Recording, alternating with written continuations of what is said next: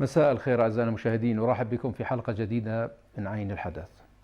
الليلة في عين الحدث نستضيف سفير المملكة المتحدة السيد ادوارد اوكدين. أهلا وسهلا. رحب فيك في هذه الحلقة، ونحن فخورين جدا في وجودك معنا، ونعتز بالعلاقة الأردنية البريطانية كبداية بحوارنا. دعني أبدأ بالحوار بداية بعد الترحيب فيك. دعني أسألك عن القدس. الجميع يتحدث عن القدس اليوم، ما هو موقفكم من ما يحدث، وخاصة بعد إعلان ترامب عن أن القدس عاصمة لإسرائيل، وأيضا ترحيل السفارة الأمريكية إلى القدس؟ Well, first of all, thank you very much for having me on the show. It's a great pleasure to be here and have the chance to talk to you and to all of your viewers. Look, in terms of Jerusalem, the United States has always been one of our very closest allies. It will remain one of our very closest allies, and that's not going to change. On this particular issue, we have said that we take a different view to the administration, and we don't think that the terms of the announcement were helpful to the overall search for peace. And we won't be moving our embassy to Jerusalem. هذا قرار نهائي. That's a very firm decision. إلى متى سيبقى هذا القرار؟ It'll stay in Tel Aviv pending a final settlement of the peace process. We have always said that really since 1947, since the UN partition plan, the status of Jerusalem was not finalised until the two sides could agree on it, and that has always seemed to us to be a sensible position, that it should be a shared capital. إذن موقف بريطانيا واضح جدا بقبول. طب لماذا لا تعلن بريطانيا إذن الدولة الفلسطينية؟ لماذا لا تقول بريطانيا نحن نعترف بالدولة الفلسطينية وعاصمتها القدس الشرقية؟ Because it seems to us that what is clearly a very important step should be a step for the final status negotiations rather than something that is comes in advance of those negotiations. The reality is there are going to, as in any negotiation, there are going to be need to be concessions by both sides, and both sides will need to get advances. Will need to get to see the settlement as a success. That's in many ways the element of any successful negotiation. ولكن أمريكا تتخذ إجراءات وتتخذ قرارات، ودونالد ترامب يتخذ أي قرار يشاء. هو لا يكترث للدبلوماسية العالمية، وهو الآن يأخذ القرار ثم يبحث عن مبررات. لماذا لا تفعل بريطانيا نفس الشيء؟ لماذا لا تأخذ قرار لتعودوا إلى المنصة كدولة عظمى ومؤثرة في العالم؟ The Americans obviously will speak for themselves. I mean, I think it is worth just pointing out that what the President also said in his speech was an acknowledgement of his openness to a two-state solution if the two sides agree, and we remain very firmly committed as Britain to a two-state solution. We still think that that is the right outcome and indeed the only outcome that we can foresee realistically to the negotiations. And we think that those negotiations, which heaven knows have been going on for long enough, need to be re-energized and need to come to a resolution soon. إذن سيكون خيار بريطانيا برأيك الآن نحو تخفيف الأزمة من خلال العودة إلى طاولة المفاوضات مع إسرائيل والفلسطينيين، أليس كذلك؟ We have always seen a solution to the Palestinian issue as fundamental to the generation of peace and stability in this whole region. That has never changed, and it continues to be, for what it's worth, my view and the view of the British government, that a solution is urgent for the reasons you say and for generating wider stability. يعني أنت لم تجاوبني على سؤالي إنه ربما بريطانيا هذه فرصة ثمينة لبريطانيا بأن تفعل شيئا يعني مهم جدا بالعالم العربي وأن تغير الواقع بالعالم العربي. إذا ما أخذنا بهذا السؤال الآن، هل تعتقد أنه ربما بريطانيا تتعرض لضغط من أمريكا بالمستقبل لتغيير موقفها؟ Well, by definition, we are a country we will take our own decisions on important issues, but also by definition we're members of the Security Council, we're members of NATO, we're members of the European Union, and we will continue to work very closely with our allies in NATO, with our fellow members of the Security Council, and for the next 2 years at least, 18 months in the European Union. And even after we've left the European Union, we will still be a European country with European values and European interests. So yes, we take our own independent sovereign decisions, but we have always found that it's more effective to take decisions in close coordination with our friends and partners and allies. ولكنكم يعني بهذه اللحظة لن تكون علاقتكم مع أمريكا أهم من موقفكم داخل العالم العربي، أليس كذلك؟ Well, we don't think that there needs to be a choice between those two. The American president reaffirmed his commitment, as he has said many times, to a deal, as he puts it, to solve the Palestinian issue, and we very much we share that commitment to find a solution which needs to work in the interests of both sides. It will need to be a balanced outcome. ولكن يعني رئيسة وزراء بريطانيا تريزا ماي قالت بوضوح أنها يعني تفضل أن يكون هناك مفاوضات، ولكنها لم تقل بوضوح أنها لا توافق على أو يعني لم تؤشر بأي شكل من الأشكال أن ما قام به دونالد ترامب كان سيئا أو خطأ أو غير مقبول. Well, I think before you go into any negotiation, it's on the whole better to leave the negotiators to do their discussions in private rather than to negotiate in public.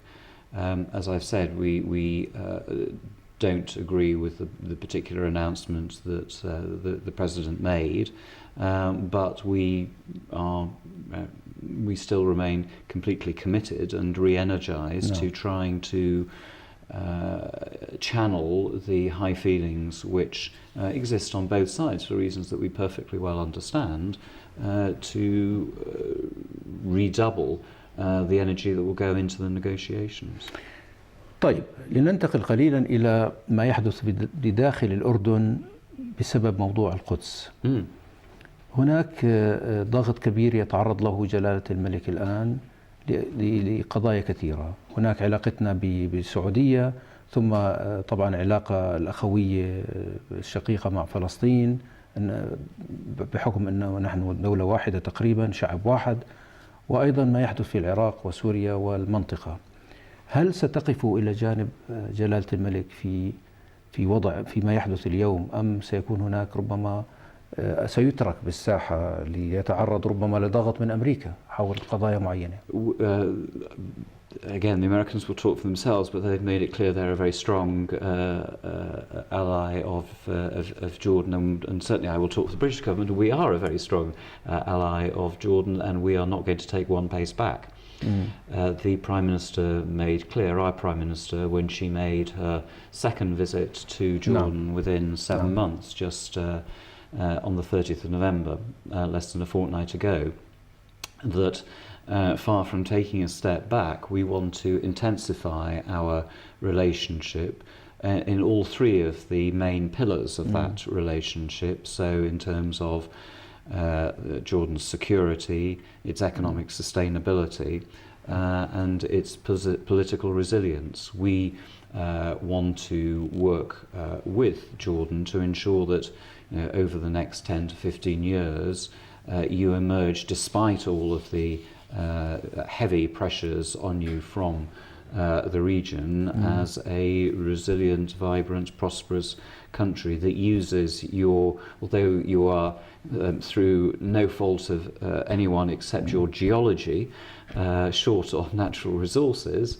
you are very rich in human resources. That has always been Jordan's great strength. And we are convinced that those human resources can, with proper support, deliver your resilience and prosperity over the next generation. And we are determined that although the crisis, the physical battle against Daesh is now coming to an end in Syria and Iraq, the pressures which Jordan has faced and will continue to face as a result of that crisis are not going to go away quickly, and that therefore Jordan needs continued support in helping you to deal with the effects of that crisis, as well as with longer standing structural problems in your economy. We all have problems in our economy. Certainly Jordan is no exception. We all have the challenge of how do we equip our young people to beat the global competition for jobs and exports in the future, and we want very much to work together with you on those common challenges. إذا أنت تقول لي أنه بريطانيا ستقف إلى جانب جلالة الملك مهما كانت الظروف، ما دام هناك شعب قوي جدا كما يحدث اليوم، أن الشعب الأردني يقف إلى جانب جلالة الملك وإلى جانب القيادة الأردنية الهاشمية. لن يتغير هذا الموقف تحت أي ظرف من الظروف. هل سيتغير هذا الموقف؟ I cannot imagine circumstances in which we would not be standing shoulder to shoulder with His Majesty, and one of the key messages which the Prime Minister brought was our very strong support for His Majesty's message to the Jordanian Parliament in the opening session at the start of November, with his 5 priorities, and essentially the message that we have the vision, we have the strategies, now let's get on with implementation, be that on employment, on education, on digitization, on a incremental, iterative approach to democratization, for example, the local elections, and of course the search for a two-state solution to the Palestinian crisis. So that absolutely aligns with our priorities, and we're very strongly behind him. هذا مطمئن كثيرا حقيقة، وأعتقد أن العلاقة الأردنية البريطانية علاقة قوية، ونأمل أن تستمر بهذا الشكل. دعني أعود الآن إلى ما يحدث في الأردن أيضا من تظاهرات أمام السفارة الأمريكية، وهناك تصريح الآن خرج من السفارة الأمريكية يقول يحذر رعايا الأمريكان. هل سيؤثر ذلك عليكم بنظرتكم للوضع في الأمن في الأردن؟ Well, I think it is, whether it's for the peace process in particular or affairs in the Middle East in general, it is not realistic or desirable to think of there not being a crucial American role. Again, the Americans will talk for themselves, but we are a very close ally.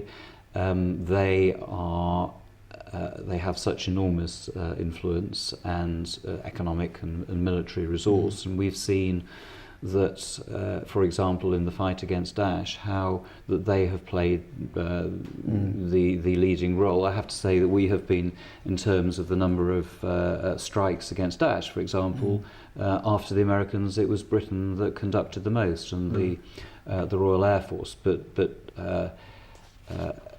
America, and hopefully Britain too, are indispensable to the search for peace in the Middle East. And again, I can't conceive of circumstances in which both of our countries won't be central to any way forward. دعنا ننتقل قليلا إلى وعد بلفور، ونتحدث عن هذا الوعد الذي شرد 8 مليون فلسطيني وسبب العنف والتدمير والدمار لشعب بأكمله، وسرقت الأرض. كيف تشعر تجاه هذا الموقف اليوم وهناك الآن مضى 100 عام لم يتغير شيء، المنطقة في دمار مستمر والوضع أسوأ من أول بكثير؟ Yeah. I mean, I think the first thing to say is that we understand how strongly Jordanians continue to feel, and others in the region, about the Balfour Declaration. It is true that it happened 100 years ago. As a matter of historical fact, it was something that was in many ways as much a result of the pressures on Britain during the First World War as anything else. But nonetheless, it stands, and we have termed it unfinished business. I mean, we, as I say, we understand how much people were affected by it, and it talked about there are obviously sort of two parts to it, and the second part talked about the protecting the civil and religious rights of existing non-Jewish communities in Palestine. What it didn't talk about, and probably in looking at it from 2017, it didn't talk about were the political rights of those people, and in particular their right to self-determination. And it's for that reason that we have called the Balfour Declaration unfinished business, and why for us it's so important to see the creation of a sovereign and democratic, viable, contiguous and independent Palestinian state. يعني سؤال بصراحة، يعني هناك من يقول أنه بريطانيا كانت وما زالت، وهذا طبعا وعد بلفور يؤكد هذا الكلام، أنها كانت السبب الرئيسي بمعاناة ملايين من الفلسطينيين. ولكن هناك من يقول أنه لغاية اللحظة لم تقدم بريطانيا ولا حتى اعتذار، ولا حتى سوري، ولا حتى نحن آسفين على ما حدث، على ما يعني ساهمنا فيه من معاناتكم، من تشريد أطفالكم وقتل أبنائكم. لماذا لم تقم بريطانيا حتى اللحظة بتقديم حتى أقل شيء ممكن اعتذار للشعب الفلسطيني؟ Well, I mean, I think it's always dangerous to get into trying to sort of reinterpret or react now to events that happened 100 years ago. There have been 100 years of international efforts since then to bring peace to the Middle East. Frankly, both sides have had their chances to do that, and in the recent past, if we think in the last 20 years of negotiations in Wye Valley, for example, the two sides came within a hair's breadth, but in the end, sadly, did not reach a final agreement. We have said, and the Prime Minister repeated when she was here, that we understand the suffering that was caused to many hundreds of thousands of Palestinians. هل نعتبر هذا نوع من الاعتذار؟ Which she said that in her speech as a result of the declaration. But I think now the key thing is, rather than to look back, to look forward. What are we going to do about it? And that is why it's so important. Everything keeps coming back to the importance of re-energizing the peace process. And so there's a lot of thought going on in London and other capitals now as to how we can best do that. ولكن أنا حتى كمواطن عربي أشعر بأن هناك ضرورة يجب على أن بريطانيا أن تمارسها، هذه الضرورة بأن تقدم مبادرة إنسانية لعشرات الضحايا ومئات الضحايا وألوف الضحايا الفلسطينيين الذين قتلوا بسبب هذا الوعد. والآن نتحدث أنه أمريكا أصبحت، إسرائيل وأمريكا أصبحوا جزء واحد. يعني هناك من يقول أنه إسرائيل هي جزء من أمريكا. إذن لماذا هذا يعني الإصرار على عدم، أنت قلت يعني أنه هناك نوع من الندم على ما فعلته بريطانيا، أليس كذلك؟ لماذا لا يتطور هذا الكلام إلى نوع من الاعتذار كما قدمت أوروبا اعتذار لليهود، وما زالوا يطالبوا بتعويض لما قامت به ألمانيا تجاه اليهود؟ I think, first of all, with all respect, I mean, I wouldn't completely accept your description of what followed the Balfour Declaration. There were many reasons why the historical events of, if you like, the last 100 years, but the 1920s and 30s and 40s, there were many reasons why the violence in those years, and the very sad violence in those years, happened. And the Balfour Declaration was one element, but it was only one of very many, and we can get into an interesting historical discussion as to what those were, either now or at another time. But we have, over the last, let's say my professional lifetime, so since the early 1980s, put many hundreds of millions of pounds into support for what has become the Palestinian autonomy, for at the most urgent human level, for humanitarian assistance, for building up the Palestinian autonomy, its governmental resources, training its police, providing non-lethal equipment for its security forces, training various parts of its government. We absolutely want the Palestinian autonomy to succeed and to become, for Palestine to become an independent state after this successful state at the end of the final status negotiations. And so just as we work very closely with Israel, and just as we work very closely with Jordan on this issue, so we do with the Palestinians, and have done for many years. Let's also face it that they went through a very violent period in the 1960s and 1970s, and the history of that is extremely complicated, and we very much welcome the much more constructive way in which Palestinian engagement has evolved since those days, and we have a very, very close relationship now with the Palestinian autonomy. دعني أسألك حول ما يحدث الآن في فلسطين وفي الضفة الغربية. هناك الآن توجه نحو العودة إلى خيارات أكثر، والكل يقول أنه حان الوقت للعودة لخيار المقاومة المسلحة، خيار المقاومة المسلحة. ألا تعتقد أنه بإصرار إسرائيل وأمريكا الآن على دعم إسرائيل كدولة وإعطائها فرصة أكثر الآن من خلال القدس، ألا تشعر أنه هذا سيؤدي بأن هناك يكون انتفاضة جديدة وعنف جديد وقتل أبرياء من الجانب الفلسطيني؟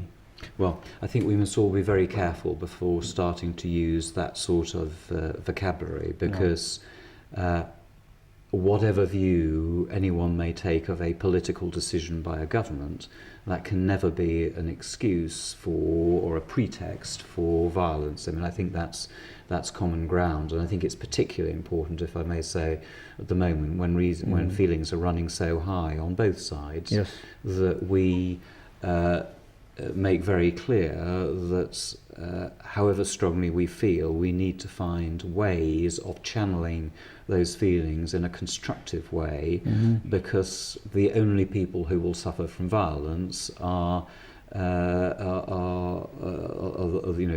those that everyone will lose from violence, and it's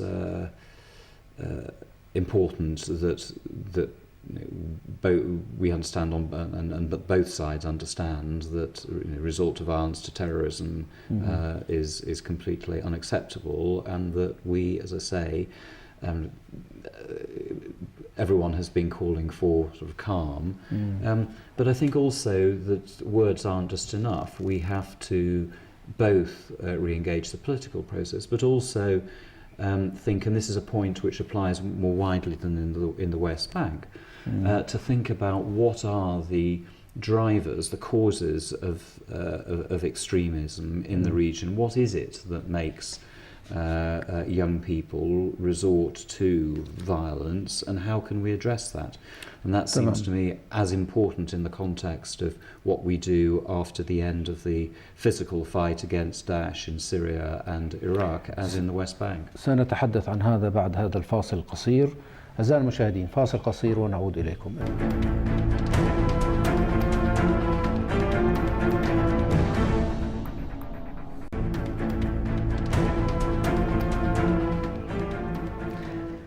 نرحب بكم أعزائنا المشاهدين من جديد في عين الحدث، ونتابع اللقاء الهام مع سعادة السفير ادوارد اوكدين، وهذا الحوار الجزء الثاني من الحوار، وسنتابع بهذا الجزء أيضا بعض التوقعات حول الحلول القادمة في المنطقة. سعادتك تحدثنا قبل قليل حول الإمكانيات المتاحة في المنطقة حول الحل السلمي. هل تعتقد أن بريطانيا قادرة الآن أن تلعب دورا مهما فعلا؟ يعني نتحدث الآن بالأسئلة المهمة. هل تعتقد أنه لبريطانيا دور هام في صناعة السلام في المنطقة؟ Well, that's certainly what we would aspire to play. We've always had what happens in the Middle East is very important to British interests. We've always played an important role here. Our ambassador in the United Nations set out in the important debate on the American announcement last Friday our commitment to redouble our efforts to find a solution, and I would envisage our very much continuing to do that. I mean, people will have seen the intense diplomatic activity that's going on at the moment, in which Jordan, of course, is involved. Yes. And we are behind the scenes trying to work with our friends, allies, partners to see how that work can best be taken forward. But very often, as I was saying before, that work is best done quietly rather than in a declaratory way. أمامكم يعني فرصة ذهبية لكي تحققوا السلام الآن بالضغط على إسرائيل، سيما وأن كل الدول العربية الآن ترغب في السلام وتريد أن تبني دولة فلسطينية حقيقية وعاصمتها القدس الشرقية. أتعتقد أن هذا قد يكون قريب؟ Well, I'm not sure about a golden opportunity. I would always be slightly cautious about over-optimism, but I think it is important that we stay positive and determined to find a way forward. I think we owe it to this generation and those generations to come, to all the young people in the region, to generate a firmer foundation on which this region can develop. Because I think it's hard for the economy or the region's economy to reach its full potential if there isn't an underlying security to underpin it. And it's always seemed to me that although it's difficult to be too schematic about this, you can't have political resilience without economic sustainability, and you can't have economic sustainability without security. And so achieving that security is fundamental to the region's future, and that applies in the Palestinian autonomy as much as anywhere else. بريطانيا تحاول وتساهم الآن بشكل كبير جدا بمحاربة الإرهاب بالعالم وخاصة داعش. يعني قمتم بأعمال كبيرة جدا في دعم بالجانب اللوجستي والعسكري للقضاء على داعش. أين وصلنا بهذا الموضوع؟ Well, the forces of the coalition have made in many ways, what would have seemed a couple of years ago remarkable progress in defeating physically Daesh in both Iraq and Syria. Prime Minister Abadi was able to make his declaration, about a week ago, that Daesh had now been physically expelled from Iraq, and that is an enormous step forward. And I think we must pay tribute to the huge sacrifice that the people of Iraq in particular have paid to achieve that outcome, and the enormous sacrifices that were made by the Iraqi security forces in Mosul and in so many other parts of Iraq in driving out what was an abhorrent manifestation of violence. And shows what sort of extremism is capable of, and as we discover more and more about the detail of what went on under Daesh, so people can appreciate better its true horror and why it was so necessary to defeat it. And Britain was very proud to play our part in defeating that, whether that be from the 3,500 strikes from the Royal Air Force, or the training that we have done of Iraqi security forces and Kurdish security forces included on the ground. And that commitment to the success of Iraq is one that we very much will maintain, and that the Prime Minister was glad to repeat to Prime Minister Abadi 10 days ago. هناك من يقول أنه داعش ذهبت الآن بشكلها الحالي، ولكنها ستعيد صناعة نفسها بأشكال أخرى، والسبب أنه الأسباب التي أدت إلى صناعة داعش ما انتهت، ما خلصت، لم تذهب. نتحدث عن الفقر، نتحدث عن عدم يعني دول فيها قمع ودول فيها ديكتاتورية. الكل يعتقد أن داعش ستعود إلى المنطقة. انظر ما يحدث في بريطانيا، أنتم الآن تضررتم بسبب داعش والإرهاب. جلالة الملك يقول أنه إذا بقيت القضية الفلسطينية معلقة بهذا الشكل ستساهم في صناعة الإرهاب من جديد. ما رأيك؟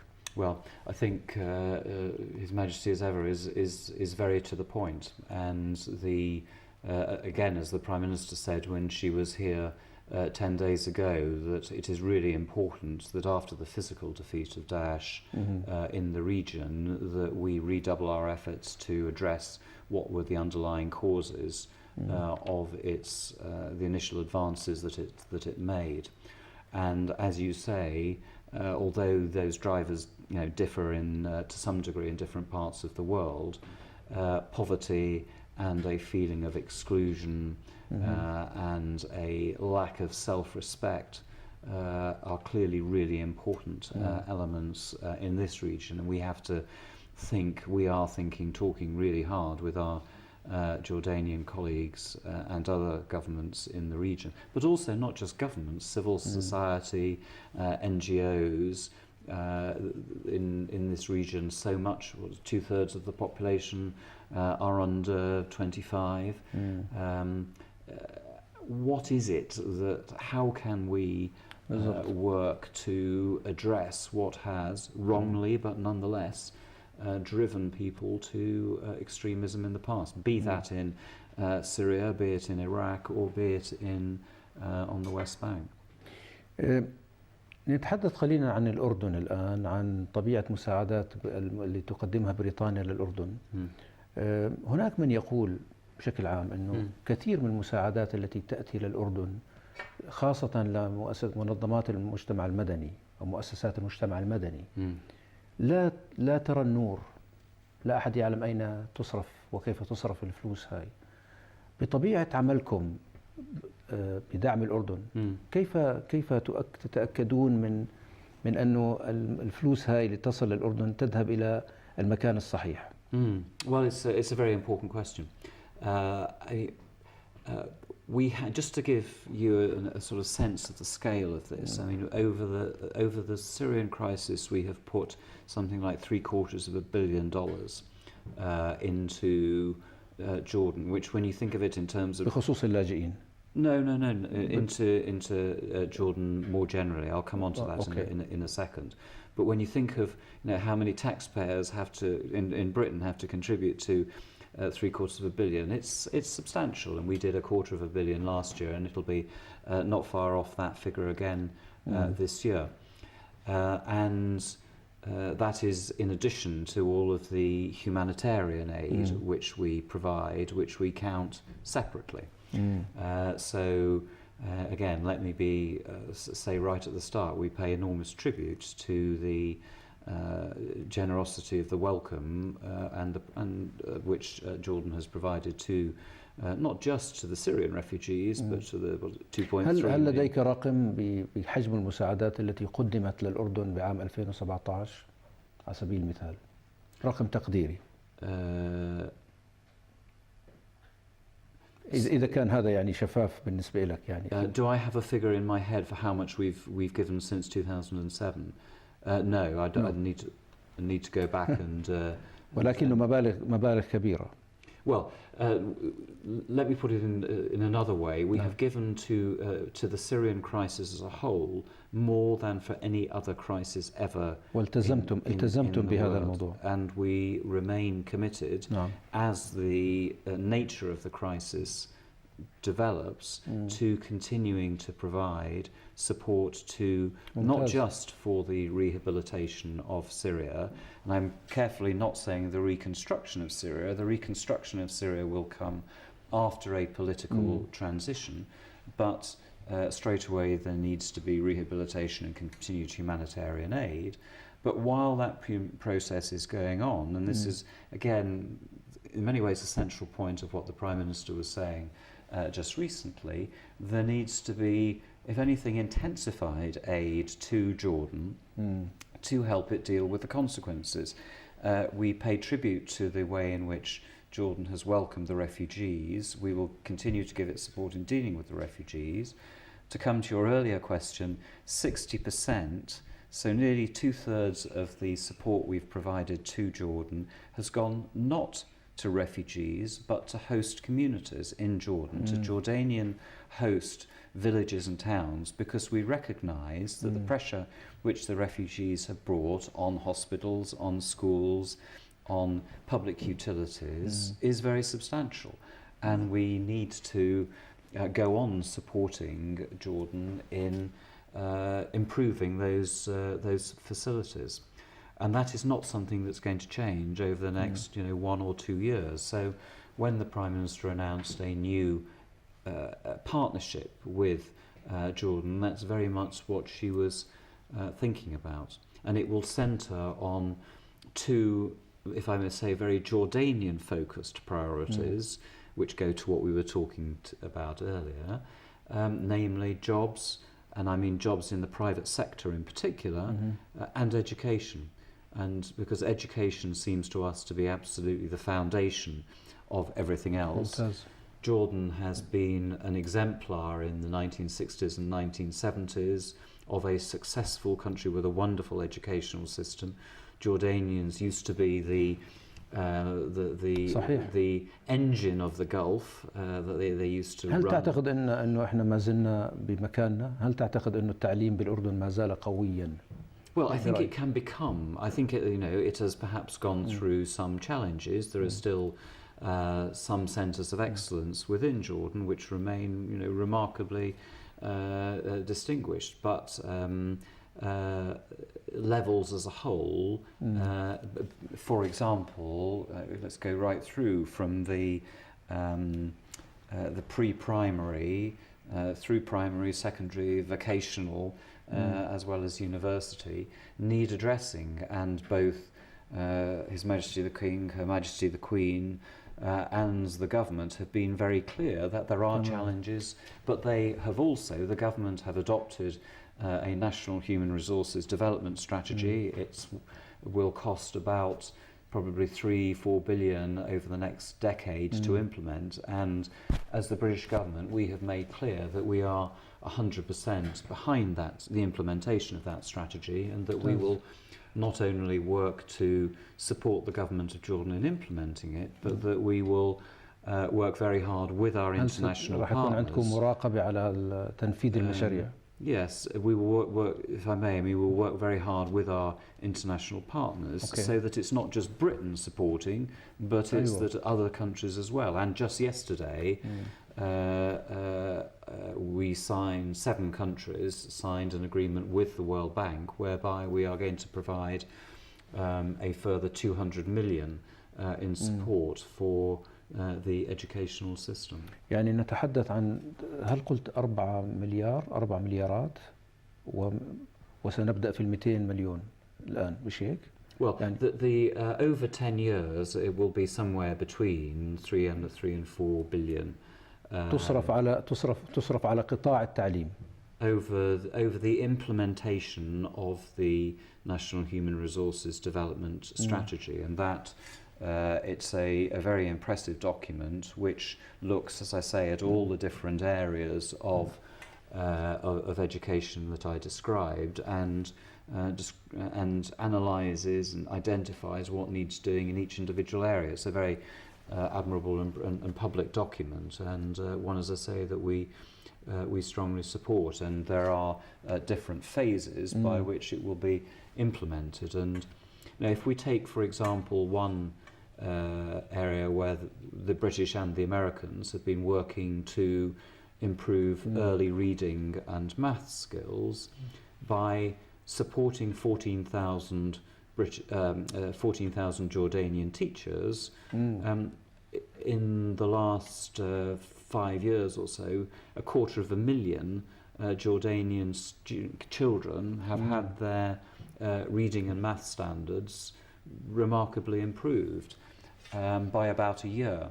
So it's a small example of what can be done with a focused application of effort. جهد كبير جدا. كنت أود أن أتحدث عن حقيقة التعليم في الأردن.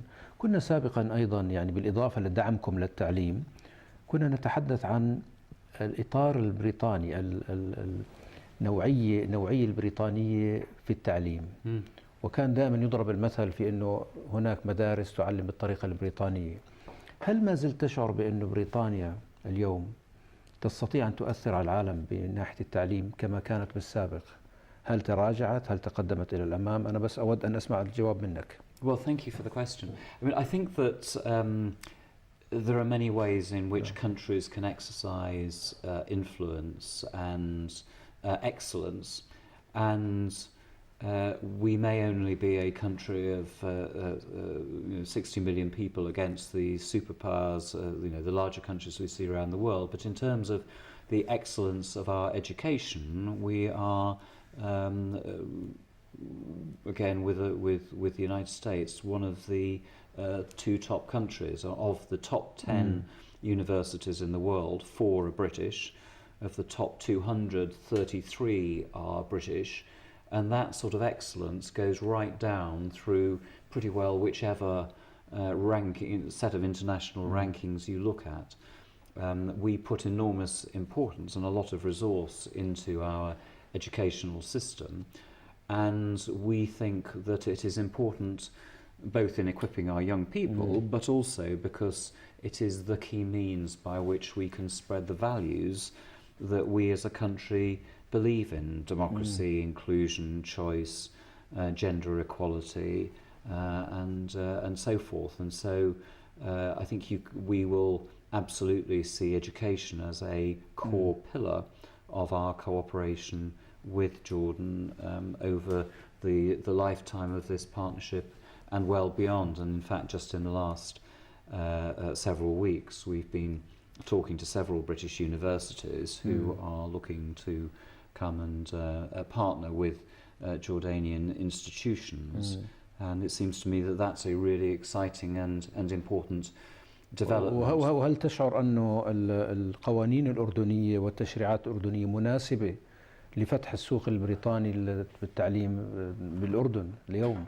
Well, I think the government is looking very actively at how it can make its rules and regulations as welcoming as it possibly can to foreign universities. It has many times restated its commitment to welcoming foreign investment, including from universities, and certainly in the last couple of weeks we've had a very, very positive response from the Jordanian government, from His Excellency the Minister of Higher Education, His Excellency the Minister of Investment, and indeed from the Prime Minister when he met with our Prime Minister for the work, for example, on vocational education, which we have both been developing and are continuing to do. And when we have, even as we speak, the Minister of Employment is in London looking at vocational education opportunities, and the Minister of Education will be visiting Britain next month and looking further in that sort of area too. So there's a very intense work going on to see how we can convert this thinking into practical effect. جميل جميل، لأنه أعتقد سعادتك ما زال هناك مشكلة في الأردن بالتمييز ما بين التعليم المهني والتعليم التقني والتعليم التطبيقي. هناك معايير ومفاهيم مختلفة، وأعتقد أنه ربما تدخلك بهذا التدخل البريطاني بهذا الموضوع والتعاون المشترك ربما يزيل بعض من هذه I mean, I think it's a challenge that all of us face. How can we create jobs at scale that will be competitive not just against the international competition, but also with mechanization. There was a study that came out of the last Davos meeting which showed that, I mean, I forget the precise figure, but something like 70% of the jobs which have been lost in the industrialized world weren't as a result of foreign competition, but they were a result of mechanization and robots and so forth. So how do we prepare our young people for that? Very sadly, there's a high rate of unemployment in this country, both at a general level and particularly amongst young people and also amongst women. And in all three of those categories, we think it's really important to think, how can one create jobs both at the top end? We all want to, for example, I think Jordan has great potential, for example, in medical services. It's always been very strong in that area. In alternative energy, where again the country's made very quick progress in a short space of time, but also in services. I mean, I'm a really passionate supporter of doing more on tourism. This country has a unique touristic offering. You have sites that هل تعتقد أنه إحنا وصلنا إلى هذه المرحلة اللي نستغل المصادر الطبيعية والمصادر السياحية باستقبال السياح بإنعاش البلد اقتصاديا؟ Well, I think, I mean, you're not helped by your regional surroundings, and when people, potential tourists that live abroad, see Jordan, they need to understand why Jordan is so different from many of the countries around. Hopefully, as the situation in the region stabilises, things will become easier in that respect. But I also think that that there is potential, enormous potential in this country, even without that, to explain, you know, whether it's biblical history, Islamic history, from the Middle Ages, you know, right through to the 20th century. There is so much in this country to see and to understand. And I would just commend, if I may, the exhibition in the National Museum at the moment, the National Museum of Jordan, which has a fabulous explanation both of the earliest beginnings of Jordan and how that's carried through to the present day, but also about how the golden age, if you like, of Arab science in the sort of 8th, 9th, 10th centuries in this region, in Damascus and around, really flourished in a way that, you know, too few of us understand, and it's just brilliantly presented. So, you know, I'd really encourage families to go and see it. للأسف انتهى الوقت بآخر دقيقة. ماذا تقول للشعب الأردني ولجلالة الملك للأردن؟ Well, I had two messages, and I don't need to give a message to His Majesty the King in this forum beyond saying, because he has received it very clearly from the Prime Minister, both in private and in public, but that we very strongly support his vision, his strategies, the strategies of the government, and we will absolutely redouble our efforts through this partnership that I've described to both increase our support for Jordan's security in the military, in fighting terrorism, in police cooperation, but also, and this is where the real step change will come, economically in jobs and education. I think one thing that I would say to the Jordanian people, if I may, with all humility, and if it doesn't sound to be taken in the wrong way, it's just the importance of hope. And that in this region where there has been so much so much turmoil in both history and in the recent past, and there seem to be so many problems.